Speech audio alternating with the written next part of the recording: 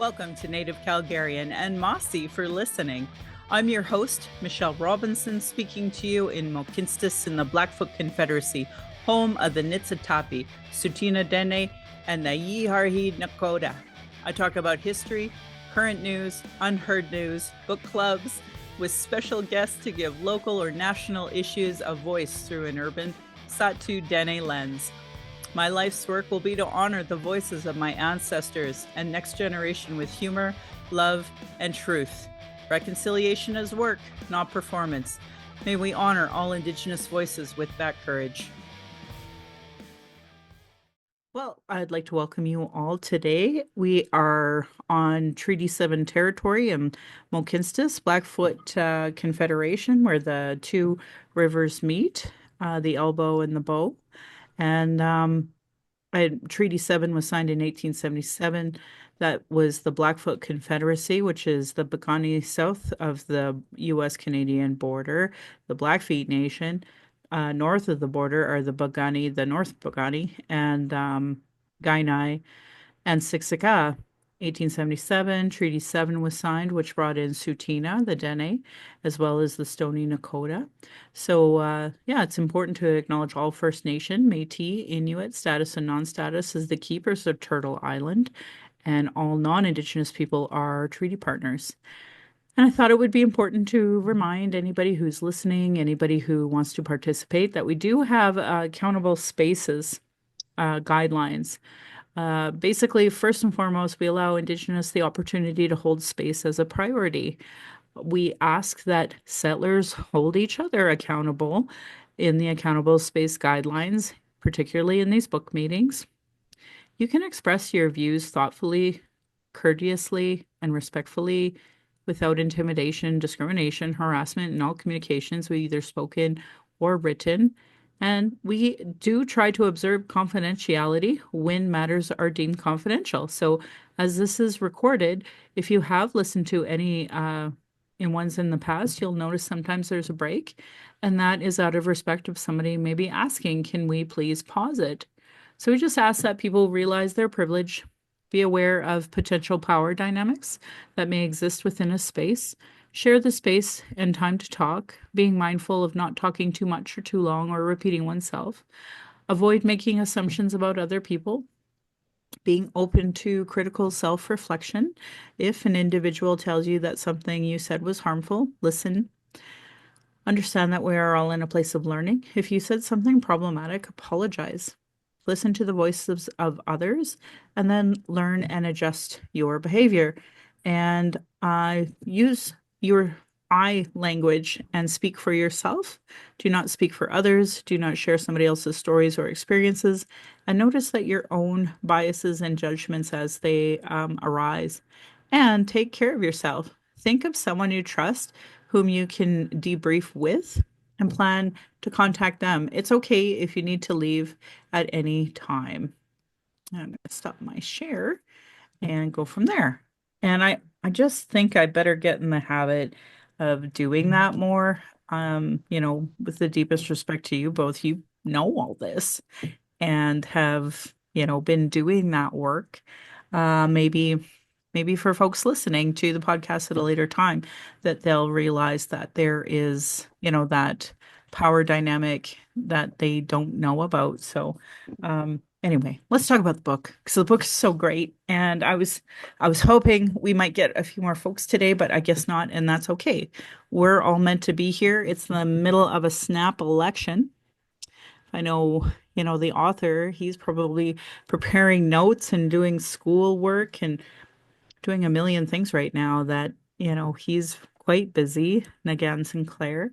And I'm sure everybody else is too. Even myself, I had to leave a campaign call in order to start the book club and, take a couple of sandwiches.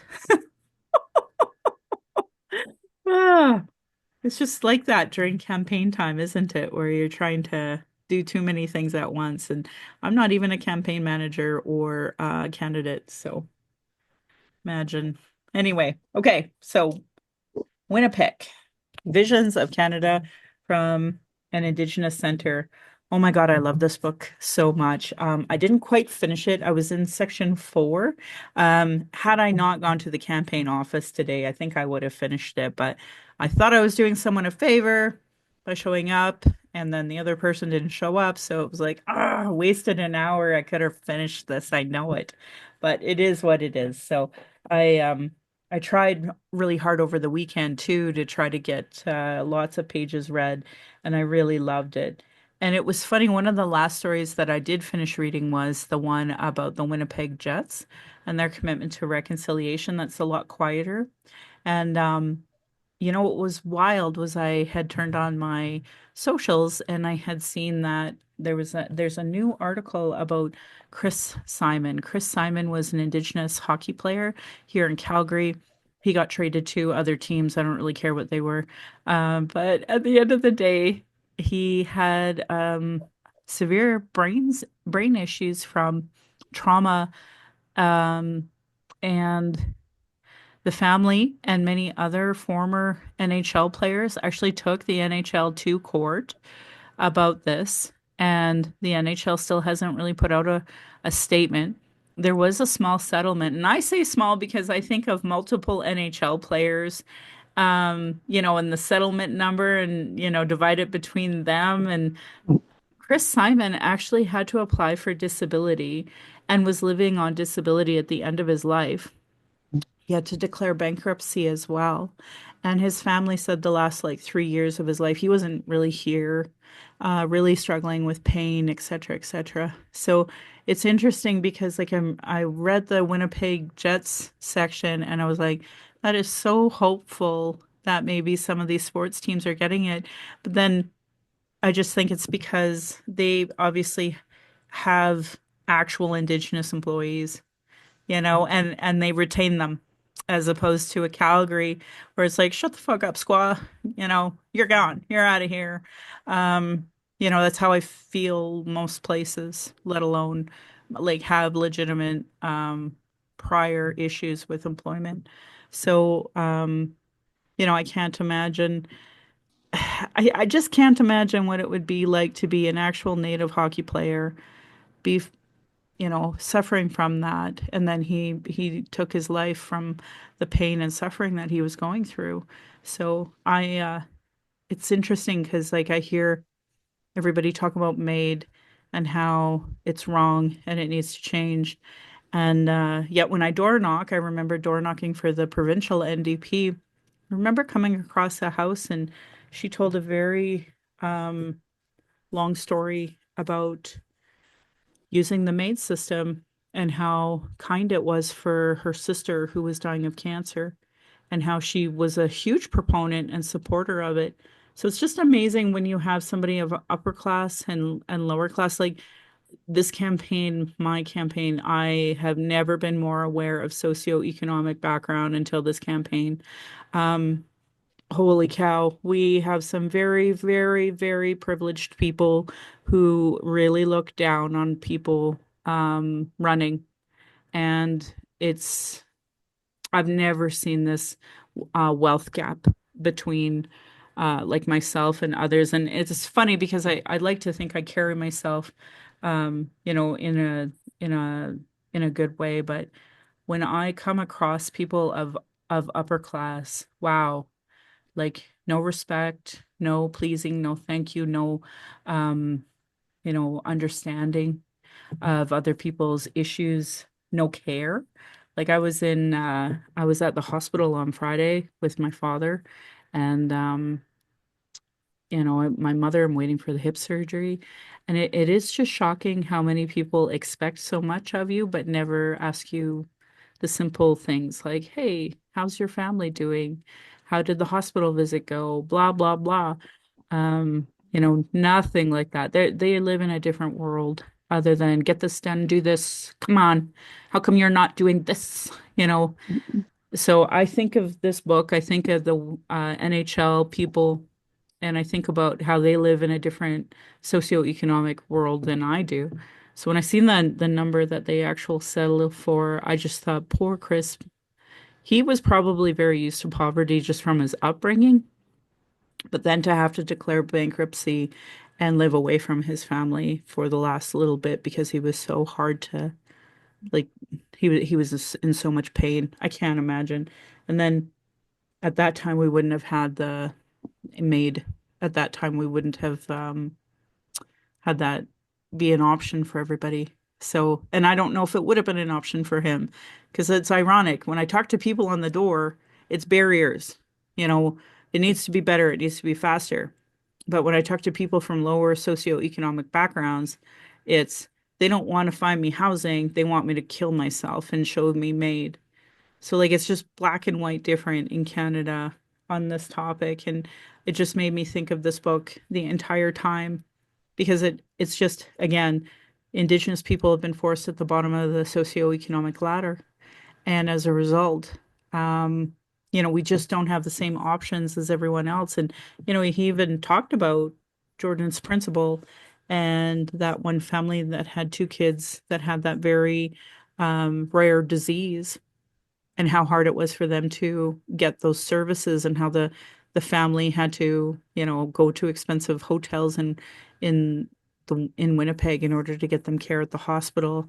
Um, I just don't think regular Canadians have any concept of the vast socioeconomic difference between us. And I even when we're right there to talk to, well, you're not the right elder. You're not, my elder. Okay.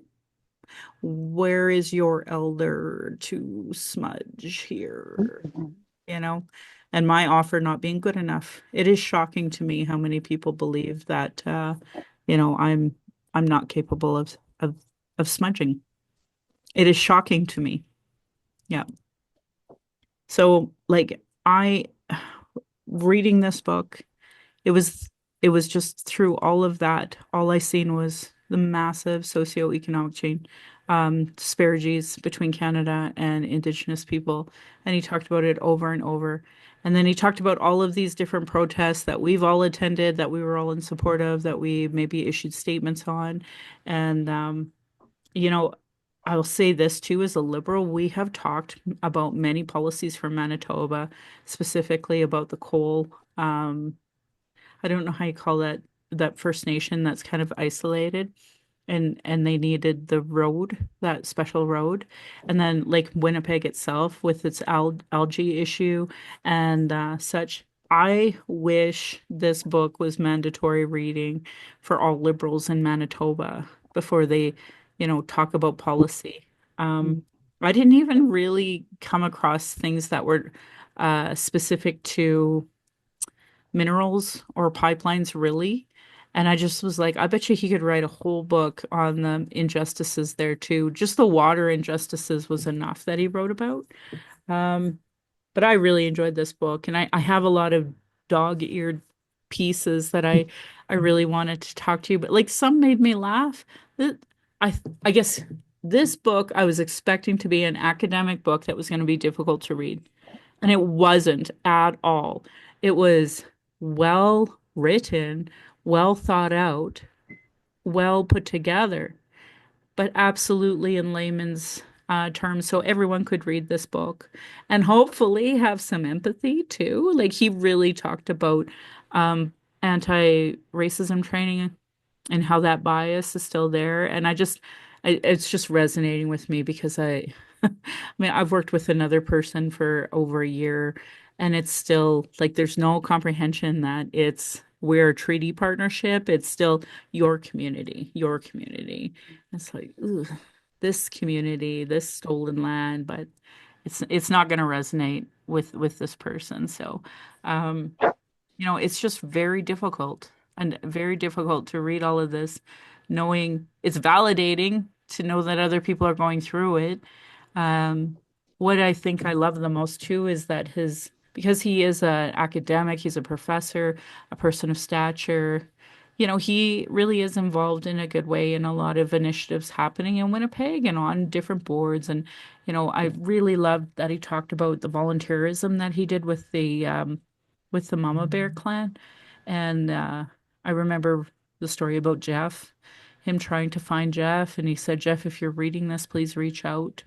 Um, He's just such a genuine person. And I mean, I've known that because I've met him a few times. And, but at the same time, it just comes out so well in his book. You know, he just writes it so well. And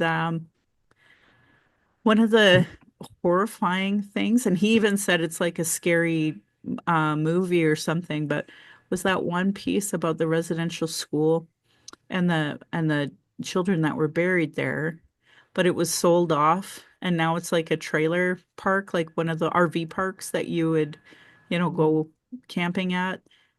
And I'm just like, it is shocking to me. They talked about the monument that was there he grew up with, acknowledging these kids, but not really like they're still on top of graves.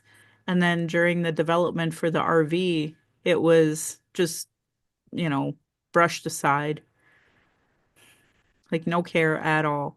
So I really I didn't come across anything about the Human Rights Museum because I know there's very similar stories about that for building the Human Rights Museum. But I only got to section 4, so it might have touched on it later. I just didn't get there. Um, but hearing the story of his grandpa, the story of his grandpa who had gone through so much trauma, had gone through the war, and then later finding out one of his best buddies was Tommy Prince, and they used to, back each other in fights in the bar. Like there were stories in there that I think he really humanized everybody, and he even talked about, sexual abuse and child abuse and how hard it is to discuss because these are your aunts, your uncles, your grandparents. And it's like, God knows I know these things. And I've always tried to direct like the Reconciliation Action Group and settlers to be like, why would we focus on that? When in the bigger picture of all the racism, like that's happening because of systemic failures and racism. So why don't we focus on the systemic racism and policy failures? And so he touched on all of that really eloquently and said how hard it is for us to all talk about, and it is. And I really appreciated that. That's for sure. I did read the lady beard chief or bird chief part, the beer, and our very complicated relationship with alcohol. And I remember when that happened too, and the work that she had done, and I still don't feel good about it.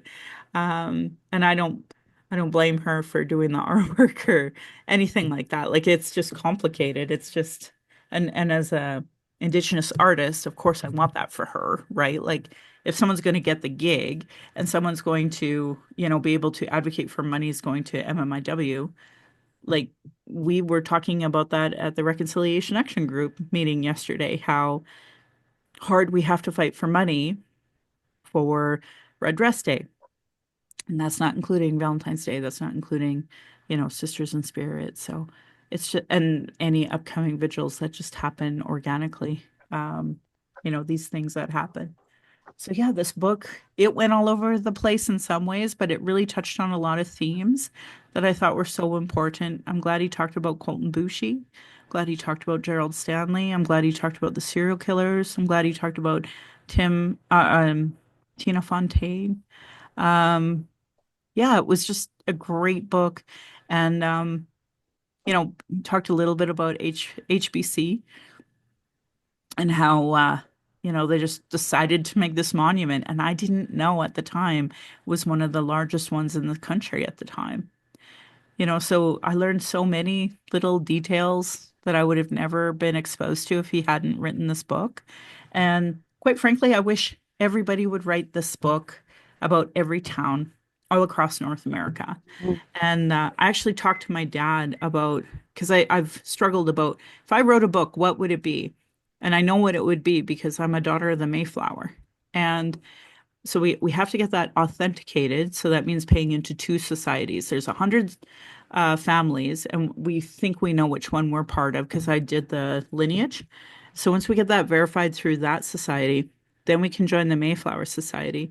And then I can show my family, my white side, where they were at what time and what was happening to the natives at the same time as it goes. And my dad was really supportive of that. So I think that's going to be a kind of my goal is that if I write a book, that's got to be it. And God, I hope I remember to talk about things that he remembered to talk about. That's for sure. I don't know if he has a journal that he just journals in, or if he just goes through his Facebook memories, because that's how it hits me. I don't know. So I really enjoyed the way he chronicled a lot of our activism as well, and it hit home. He didn't even talk about Cindy Gladue, so like I would have to do a bit of that here, just because it was so well. It's an Alberta story and disgusting. So anyway, I think I'll talk about my dog years later, but I definitely want to hear from you both. Um, so yeah, I don't know which one of you want to go first. Go for it, Kat. Thank you, Rosemary. Thank you, Michelle. That I honor everything you said and really appreciate your perspective on this too. And I hope you do write a book someday. I would love to read it about your genealogy, and I think it's wonderful to juxtapose both Mm-hmm. sides of yourself, your Indigenous self and your white self, and show settlers that yes, this happened and this is happening. And I loved this book too. I was born in Winnipeg and on treaty on Niigaan's territory, and I really appreciated, as you did, Michelle, and Rosemary has also said that I learned so much about this place from its founding, from its initial history up until present day, and what's currently going on there. I agree. I wish every town and city had someone who could chronicle these stories in this way. Um, yeah, there was a lot of heartbreaking essays in there, of course. Being a journalist, I was hoping to ask Niigaan what his favorite thing to write about was. So maybe one day I'll find that out because he is incredible. He's got an incredible eye, an incredible way with words, and makes things so, um, as you said, Michelle, makes things so easy to understand, but also say it in such a beautiful and eloquent way as well. Everyone should read this book because Winnipeg is literally the center of the continent. And I found a lot of hope in the stories in the fourth part as well, because things seem to be shifting. And I don't know if that's because of their Indigenous premier or just because Winnipeggers have worked so hard on changing changing from being, quote, the most racist city in Canada to a city that actually believes that they are treaty partners and are working towards reconciliation. So yes, thank you. That's all I have to say for the moment. Yeah, the word I want to use. I agree totally with what you both said and appreciate your comment. Um, I think the way he keeps track of things is that he writes these columns, right? Yeah. The book is a compilation of not all of it, but a lot of it of these columns. So he's an excellent commentator on what's going on right in front of people, Mm-hmm. right, as it happens, and providing that alternative perspective and lens. So I appreciate that. I only reached the beginning of part three, but the range of topics is incredible, and many and to see it all pulled together because we read a book about Tina Fontaine. We read a book that focused on incarceration. We all these different topics, but somehow this is a wonderful reminder and a way to pull it all together. And I suspect that For example, if someone wrote a similar book about Calgary, that we would find, or and other cities, there would be so many overlaps and patterns and connections, right? You could just draw these parallels. Um, what I loved in the book is that he brought himself and his own family stories into it. You mentioned his grandfather, Michelle, but there were other examples of that all through. It really personalized everything. Um, I really liked how can I put it? Like nature as nature, natural features in human beings. There's no distinction. Everything is living. Everything has a spirit. Everything is connected. And I loved how he talked about how Manitoba, the spirit of what is Manitoba, existed long before anybody was there, right? It's in the land, it's in the waters, it's everything. Um, yeah, I felt that was really important. And the problem is I haven't had a chance to go back over my notes. I'm just trying to think of what else stood out for me. Um,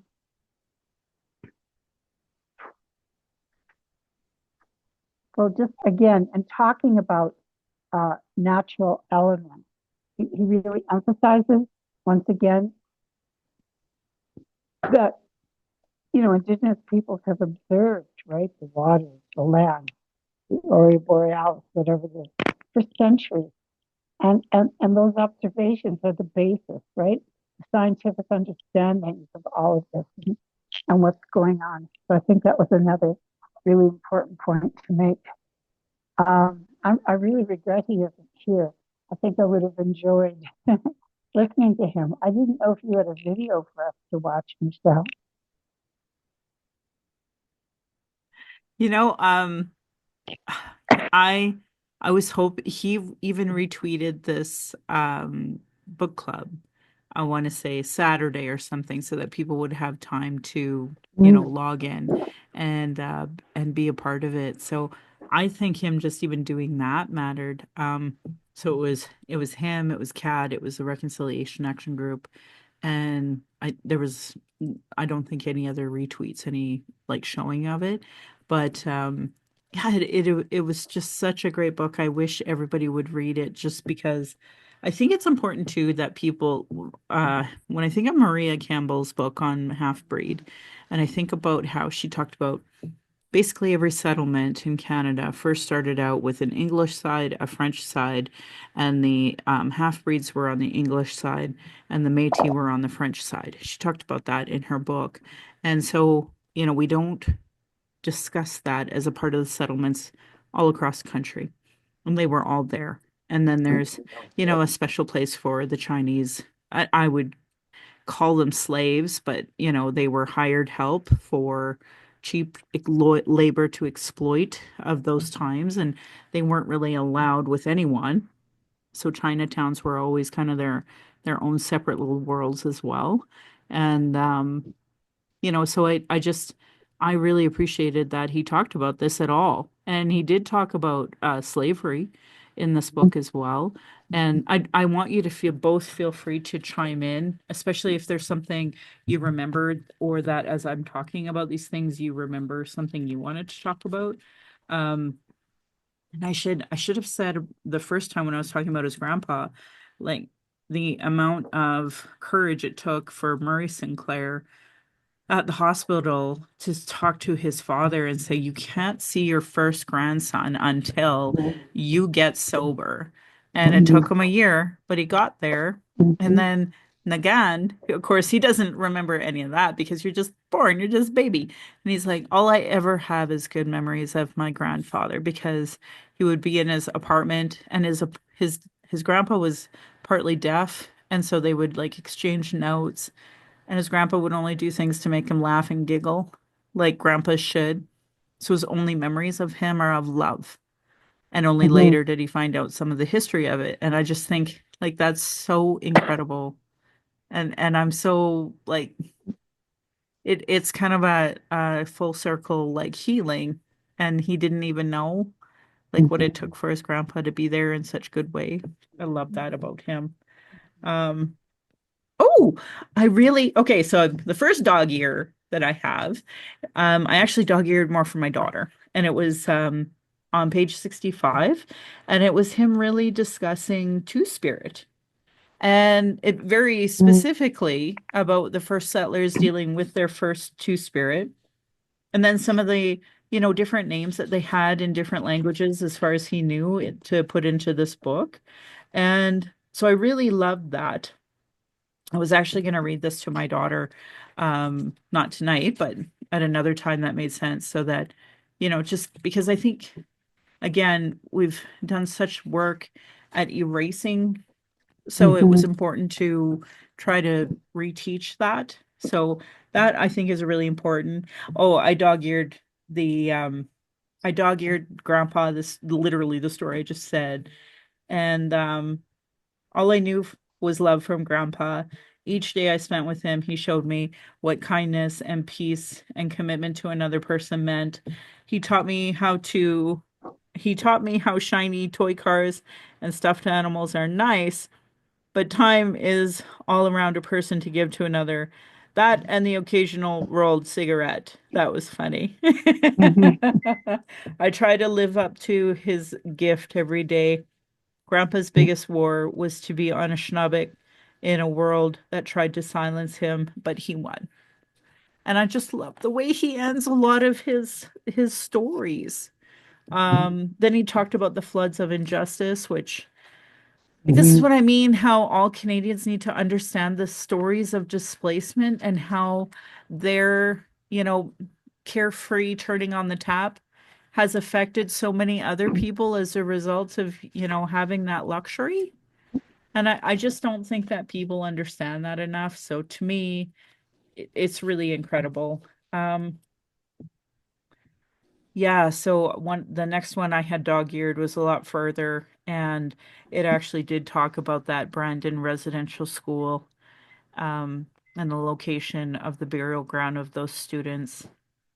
And I just that really hit me because I've never understood since the moment I've learned all about the TRC and the missing children and unmarked burial grounds. Like, I'll never understand at all how we're here, and to have a whole new world of denialism and Mhm. perpetrators of that violence. Um, I you talked about that Karn. I talked about it, and then this story I dog-eared just because I think everyone should know that, especially if they live there, because it's just wrong. Oh, I didn't dog-ear this, but the next one is the cargo with all the kids being Mm, shipped in the planes to the mhm, residential schools, and mhm, how they couldn't find enough pilots and flight attendants to really discuss that. Um, mhm, and one of the things that I dog-eared the last page of it because he talked about the worst aviation disaster in Manitoba history was those 8 children going to residential schools, and he names them here, and he tells this story, but yet we don't honor these 8 kids the way we should with other tragedies. Like, we just had the Swift Current Bronco bus crash anniversary, and rightfully so. Every politician, honored that in some capacity. But every June 28th or June 24th, we should be acknowledging these kids now, right? And and it making that something we acknowledge. So, for the Reconciliation Action Group, I was thinking that maybe we should put out something every June 24th to honor these 8 students, because, like, that's what reconciliation actually is acknowledging these tragedies of the past and honoring them the way they should have been honored the first time. Like, this for sure mhm. is a heritage minute at the minimum too, right? Like, that should be something of importance that all of the country should know about. And nobody will if we don't, which is wrong. I hate that. I really like that he touched on that most wanted section from the police because I feel that too. I hate that. Um, say the names. Oh, how he wrote this. I was going to ask him permission to basically read 179 from here on in anytime we do missing or murdered Indigenous women, girls, two spirit, or exploited men. Because this page here, this is what I was taught. This is why, to me, it's important to say the names and why we put names on red ribbons because he just talks about their spirit and their journey and how they're here because they didn't have that proper 4 day ceremony. And so I'm actually going to message him and ask him. I'm sure he would say yes, but regardless, it's just so important. And I would, obviously say Niigaan Sinclair in his book. And then he lists so many women that were just in that Winnipeg area. So I just love the way he talked about that because I think he does honor everyone that he talks about. And for me, that's been the hardest part about writing a book where it's like, I want to honor these people, but I also know some of the family members wouldn't want me to write about it, so I can't. Um, but he does talk about changing the names at times in order to respect the family's privacy, and he still tells the story. So I appreciated that for sure. Um, Something that I was going to ask him was page 213. It started on um, page 211. It's that story where there was going to be they were worried about kids showing up at the schools, so they like shut down all the schools, said nobody's going. And then when they reopened it, they had like the Bear Clan singing and welcoming them back. And I really loved the way they continued on, but they had so many of their community members show up. But something that was in there that I thought, well, this would never happen in Calgary was it said they worked with the Selkirk community as a whole, including the school board, to arrange for that. And I just thought the Calgary Board of Education, they worship genocide folks like John A. MacDonald. Like they are nowhere near this where we could even consider having this. And I was going to ask him, do they have cops in all of your Winnipeg schools too? Because like I'm pretty sure that's a pretty unique Calgary thing and it shouldn't be. And I know that the rest of the country is like, drooling to have that all across the country, the conservatives, and it gets done here because genuinely we're all conservative and don't speak out against things like this, right? So anyway, I thought this was a really beautiful story about how to deal with violence in a school rather than, oh, we need to up the city budget and put more cops in these schools, just like presidential school. Tried to like channel my inner whiteness there, folks. Jeez, no, even a laugh. Just kidding, just kidding. Go ahead, go ahead. Just I chime just in. wanted I just wanted to build on what you were saying about his relationship with his grandfather. Yeah. His grandfather showing so much love and kindness, and that really, and that he tries to demonstrate that. And I think that theme really came through strongly when he talked about the Mama Bear clan and their relationship with people on the street. It's that what's the word? Unconditional love, right? And then that you support people as much as you can. And and then also in that whole chapter about people on the street, he talks so much about the importance of the encampments as providing community and mutual support. And that every time a camp is moved, people are all over the place. They can't access services. It just takes so long to, right, get settled again with that. But also I was remembering from his book. I loved when he talked about the forks and he talked about I've got to get this straight, the Cree coming from the north, and the Anishinaabe coming, I think, from the east, and then I'm forgetting the Nakota coming from the west. I probably have it a bit mixed up, but just to take us back to that point in time with people coming together and what that meant.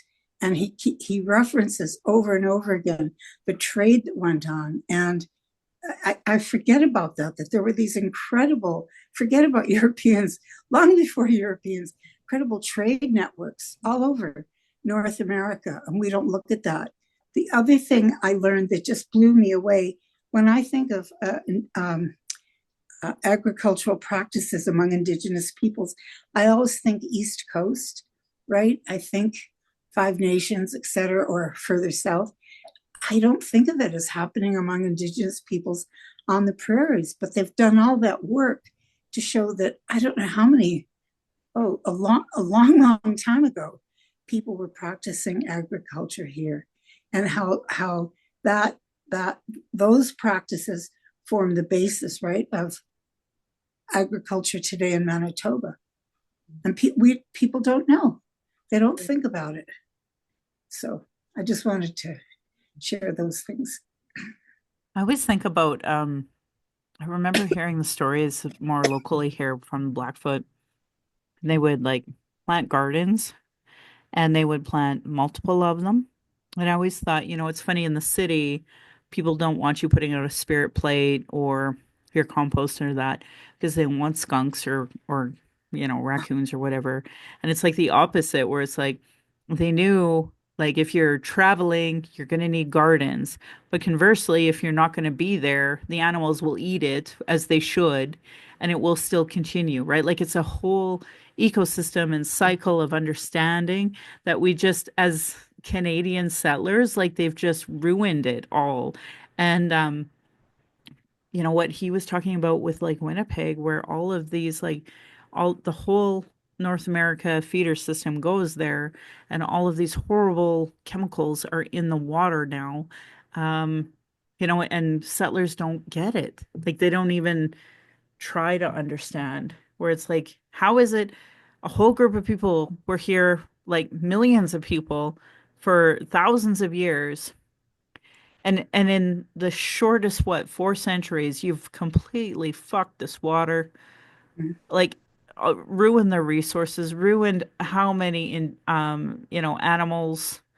Like it's disgusting, and they don't see themselves as the savages. That's the irony to me, right? It's always telling on yourself when you project, right? Mm-hmm, I mm-hmm. mean, So, that's part of truth and reconciliation, right? We still haven't learned the truth, or we've learned it, but we haven't internalized it. We haven't accepted it. And that's what we need to do. oh, Is just remember, y'all were here first. yeah, I know. It's so funny because I was on one of the socials and somebody was like, "So, what makes you want to move to Calgary?" And I like went to quote it and I was like, "Settler colonialism." And the person obviously took it all the wrong way. So, we obviously blocked each other, but it should be funny. It should be a Canadian joke. It should be indigenously funny, but it's not because, we're So not there. sensitive. We're like you said, it's not internalized truth yet. And it's defensiveness too. White supremacist defensiveness about, oh my God, you want us to leave. You're attacking us. And it's like, if you read the treaties and became an actual treaty partner, you would know we are talking about sharing the land and sharing resources and sharing lives. Ay, ay, ay. Just do it. Right? Oh, his analogy of the house and the bathroom being Yeah. shoved into the bathroom, that was Yeah. brilliant. Mhm. Same with the bike, the Yeah. stolen bike. Yes, yes, Mhm. yes, Like exactly. so good to talk about reconciliation in those two prime examples. That's what I mean about him being such a great writer that really resonates, I think, with the common folk, but also he's a brilliant academic and professor and can, do legitimate policy in the highest levels. So, he's just a gem. I was joking in my last podcast that it was like a fangirl because I kept bringing him up in such a good way over and over. Yeah, So I think I'm Niigaan's fangirl, but I'm not weird about it. I'm going to share this with you guys. I actually, I want to give a shout out to WordFest here in Calgary because they always bring in these fantastic authors, always, right? So by chance, the day I bought this, it was on my to-do list. I had to buy it, but I knew he was coming. I knew WordFest, and I got him to sign it. He said, Michelle McWitch, for your work, enjoy the stories of Winnipeg. And it says Niigaan. But because he was sitting at a table with two other people, I had them sign it too. So it's also signed by David Robertson. So Dave was here. He was here too, and that's Patty Buchan. Oh, I can't remember how to say her name, but she was the one that did that circle graphic novel. Oh my God, this had to have been like our first year of chapters and chat, so like 2016. And then she became a senator, and she was there and she was sitting, so I got her to sign it too. So it's one of my like favorite books for a billion reasons, let alone that. And always grateful that because like how would I have ever met Stephen Graham Jones if it wasn't for Wordfest bringing him up, right? Or bringing Niigaan over to Calgary so that we could have him and David Robertson all in the same room. Like how great is that? So I don't I know. totally regret not buying the book at the time and getting them to sign it as well.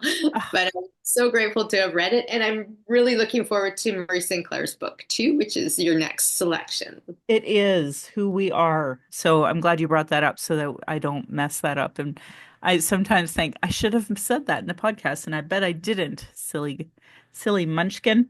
Yeah, I didn't anticipate getting this read even because once the snap election was called, I'm like, oh my God, how am I going to get through this book? And then once I started reading it, like I just can't start a book and then put it down. Like I just can't do that.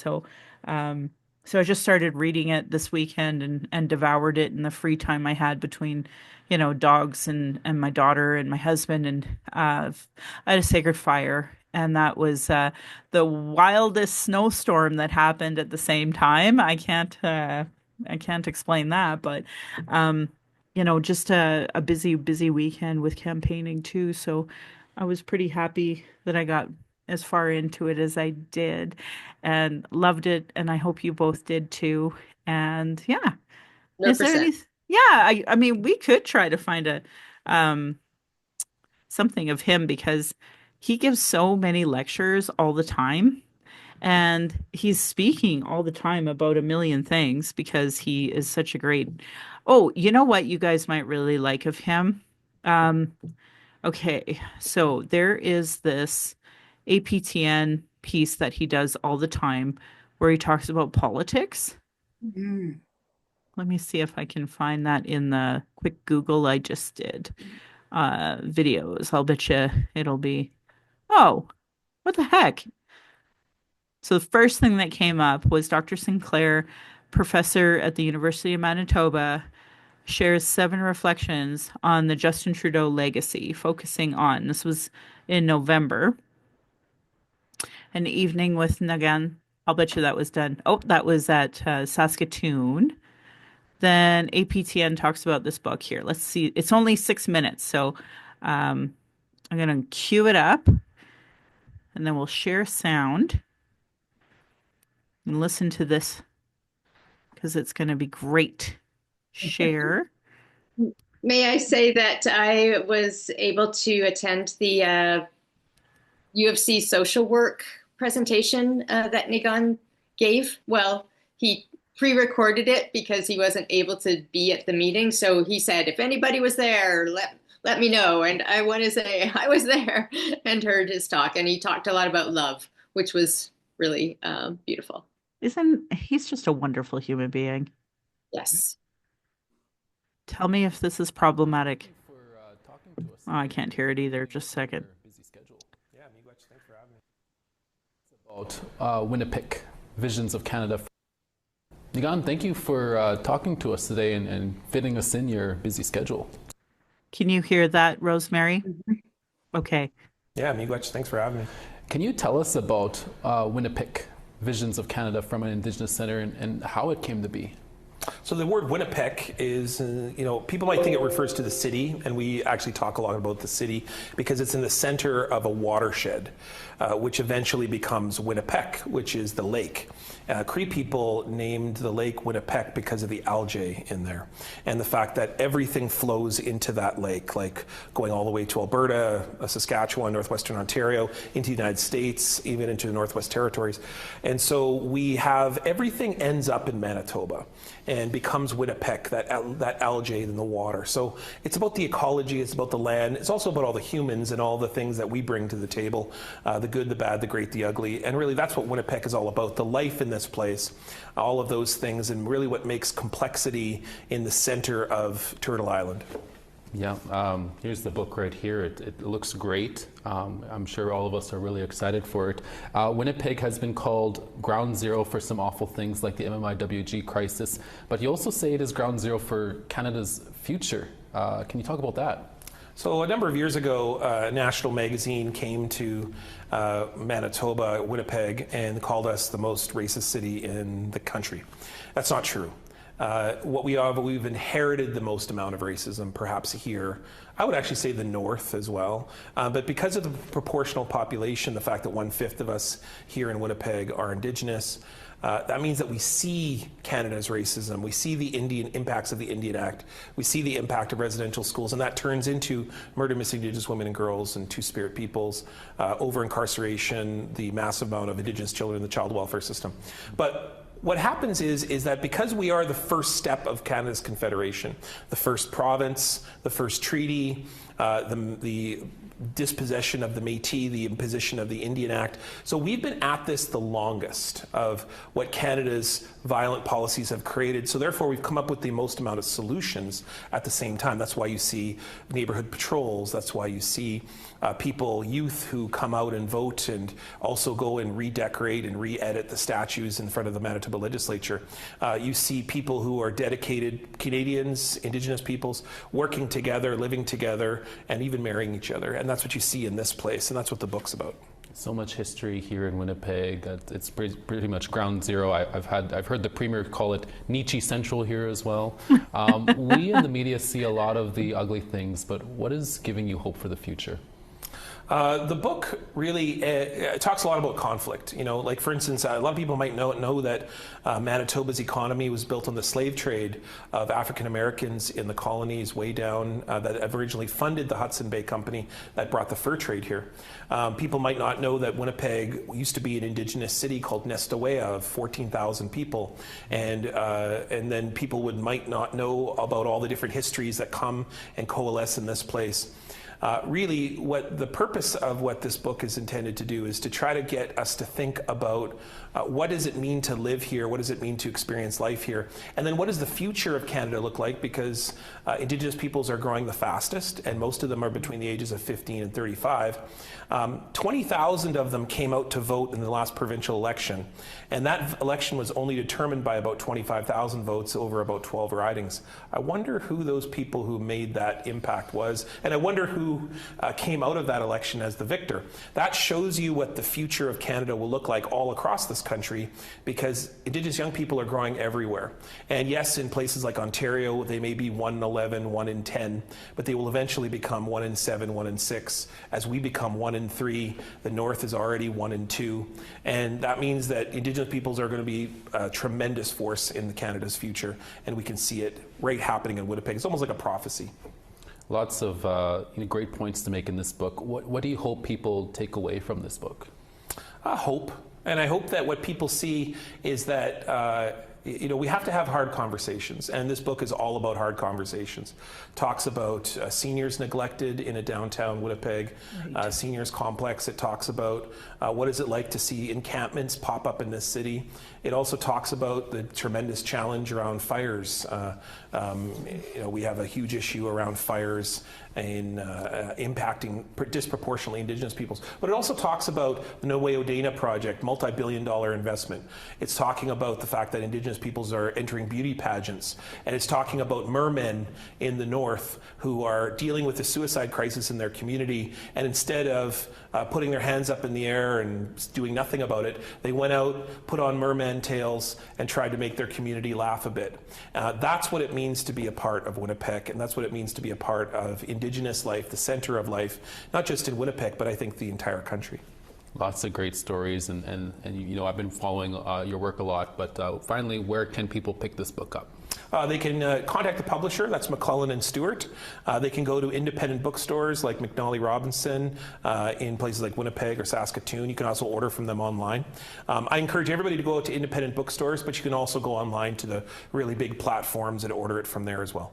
Niigaan, thank you for talking to us today about your brand new book. Gigawa. He's so great. Mm-hmm. Yep. Yeah, no, there's some great videos of him. It's really hard to like choose one. Mm-hmm. Only every one I'm looking at's about an hour. So that's probably not going to work, but I thought that was a really good one. Mm-hmm. Thank you. Yeah, I just love him.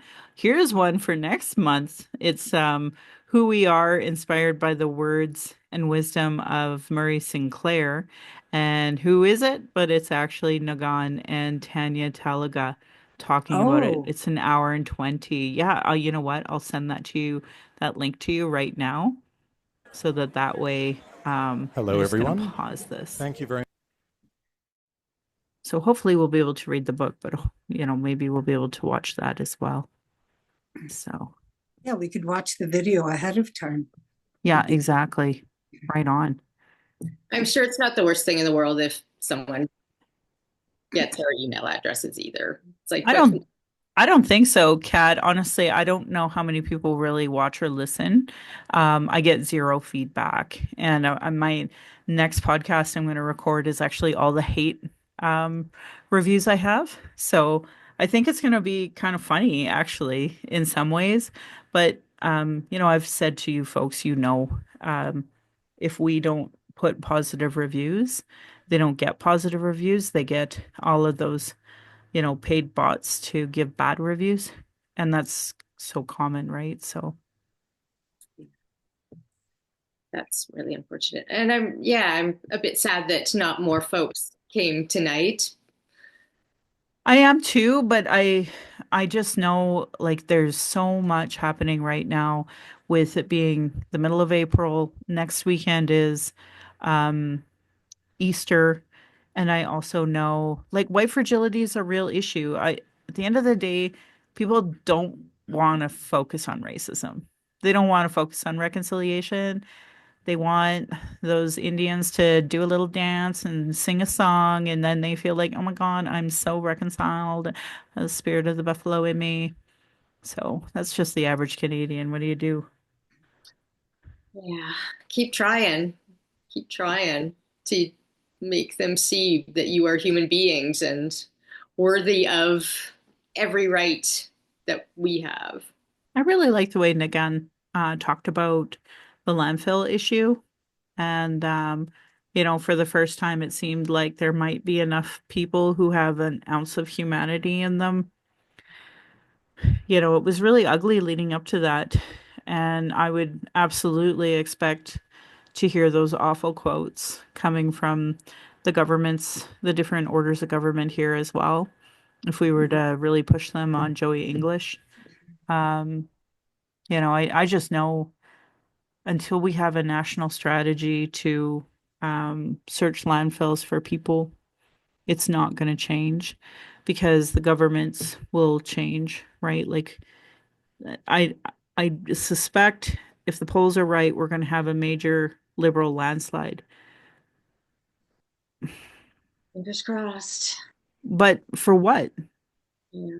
Like, are they talking about reconciliation? Have you heard that word? Like coming No. from them at all? In the NDP, like it sounds like they might even lose party status. They're gonna lose that bad. Um, I put out a public post on all of my socials encouraging people to vote at least Blake Desjardins in because he's the second. Right now it would go blue. There's a huge amount of liberals that if they did vote for orange this one time, he would get in. Um, but I, I don't have faith. I don't have faith people will do strategic voting. Like I have heard so many staunch NDPers say they won't. So it just is what it is. And I would say the ones that are quiet, that are going to be voting strategically, they weren't really NDPers, right? They were just, I think everyone's just so afraid of Trump and so afraid that Pierre Poilievre is a mini Trump that they're willing to vote in Mark Carney. And I mean, by all intents and purposes, he's a conservative. The only thing liberal about him is that he's, not a right-wing Nazi like the Conservative Party we see today. Yeah. It shouldn't be um, a conversation to talk about women's health issues or 2S LGBTQ health issues. But in today's day and age, it's a controversy. Mhm. It's incredible to me. So that somebody like Mark Carney, who's not going to attack basic fundamental human rights, is somehow a liberal. Like, I don't know. It's like I made the point yesterday it's like fascism light Mm. because I just haven't heard anything about it. Um, there's some conversations that are happening internally in the Indigenous Peoples Commission, but that it's not public. Yeah. So I don't know. I pray that it will be public soon before the election to swing some Indigenous voters back to the Liberals. But right now, I know they're pretty staunch for NDP. And to get Indigenous people to vote at all, like, I don't want to throw away a vote. Mm. So, I find it interesting that now the Liberals want to promote voting on reserves and bringing that opportunity to them, thinking, maybe they'll vote Liberal and vote us in. well, I They're don't know just, if it's that. Like, we've been fighting for Indigenous people to have polling stations in general. And this, like, the Liberal government was the first one to be willing to be like, hey, that does seem kind of discriminatory. We don't. So they invested some time and energy into that. And Elections Canada put a lot of time and energy into Indigenous candidates now. But I mean, that has only been in the last 10 years because of the Liberal Party. It's not I hope they vote Liberal. It's literally, it should be a basic right to have a poll station close to your community. And that Mhm. just hasn't been the case up until the Trudeau government because it's not a priority, much like clean drinking water or, other basic human rights that Indigenous people should have.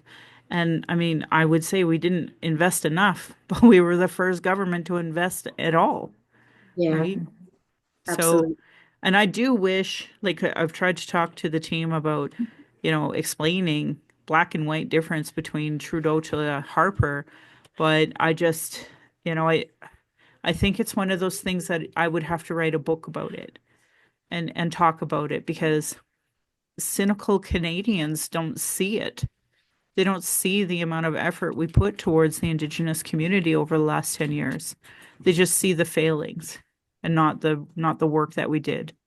So, and at the same time, writing that book would be stupid in the sense that it's like, ooh, you acknowledge people exist. It's not like we did the massive infrastructure investment that you should have done with like the National Indigenous Economic Strategy. That wasn't done. That was only like published in what 2022. But I mean that's the kind of numbers that should have been invested that weren't. It's not that what we didn't do didn't matter. It did. It changed lives. But absolutely should have been 10 times more, you know. Like you said, at least the Liberals tried. they made public Well, statements Justin saying, Trudeau did, and I'm going to start caveat like saying that because I I don't know. Like I've heard some rumblings.